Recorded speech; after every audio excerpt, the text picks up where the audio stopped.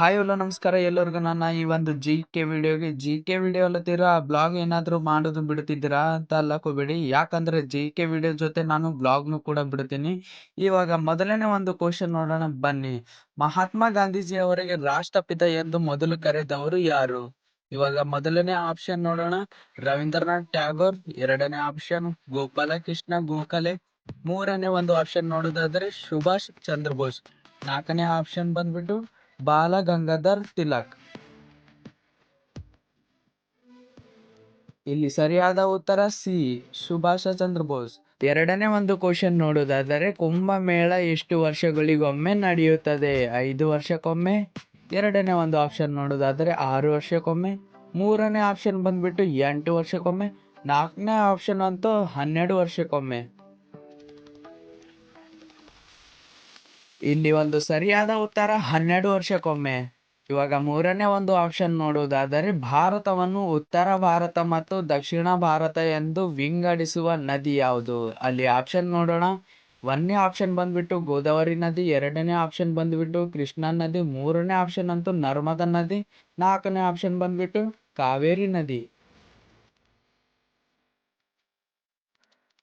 ಇಲ್ಲಿ ಸರಿಯಾದ ಉತ್ತರ ಬಂದ್ಬಿಟ್ಟು ನರ್ಮದಾ ನದಿ.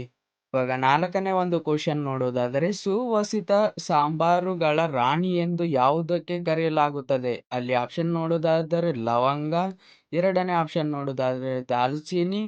ಮೂರನೇ ಒಂದು ಆಪ್ಷನ್ ಬಂದ್ಬಿಟ್ಟು ಏಲಕ್ಕಿ. ನಾಲ್ಕನೇ ಆಪ್ಷನ್ ಶುಂಠಿ. ಇಲ್ಲಿ ಸರಿಯಾದ ಉತ್ತರ ಬಂದ್ಬಿಟ್ಟು ಏಲಕ್ಕಿ. ಇವಾಗ ಐದನೇ ಒಂದು ಕ್ವಶನ್ ನೋಡೋದಾದರೆ ವಿಶ್ವದಲ್ಲೇ ಅತಿ ಹೆಚ್ಚು ಟೀ ಉತ್ಪಾದಿಸುವ ದೇಶ ಯಾವುದು? ಅದರಲ್ಲಿ ಆಪ್ಷನ್ ನೋಡೋಣ. ಮೊದಲನೇ ಒಂದು ಆಪ್ಷನ್ ಬಂದ್ಬಿಟ್ಟು ಬ್ರೆಜಿಲ್. ಎರಡನೇ ಒಂದು ಆಪ್ಷನ್ ಬಂದ್ಬಿಟ್ಟು ಜಪಾನ್. ಮೂರನೇ ಆಪ್ಷನ್ ಬಂದ್ಬಿಟ್ಟು ಚೀನಾ. ನಾಲ್ಕನೇ ಆಪ್ಷನ್ ಬಂದ್ಬಿಟ್ಟು ಭಾರತ. ಇಲ್ಲಿ ಸರಿಯಾದ ಉತ್ತರ ಬಂದ್ಬಿಟ್ಟು ಚೀನಾ.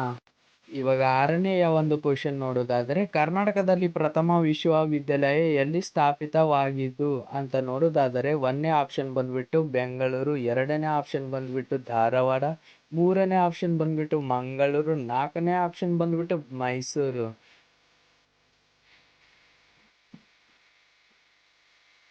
ಇಲ್ಲಿ ಸರಿಯಾದ ಉತ್ತರ ನೋಡೋದಾದರೆ ಮೈಸೂರು.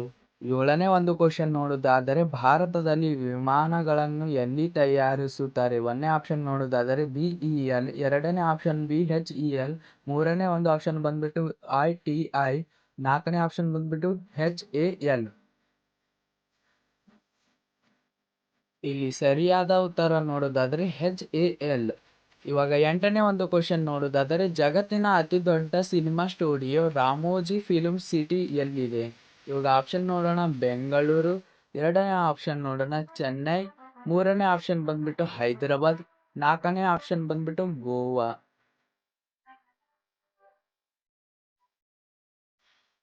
ಇಲ್ಲಿ ಸರಿಯಾದ ಉತ್ತರ ನೋಡೋದಾದರೆ ಹೈದರಾಬಾದ್.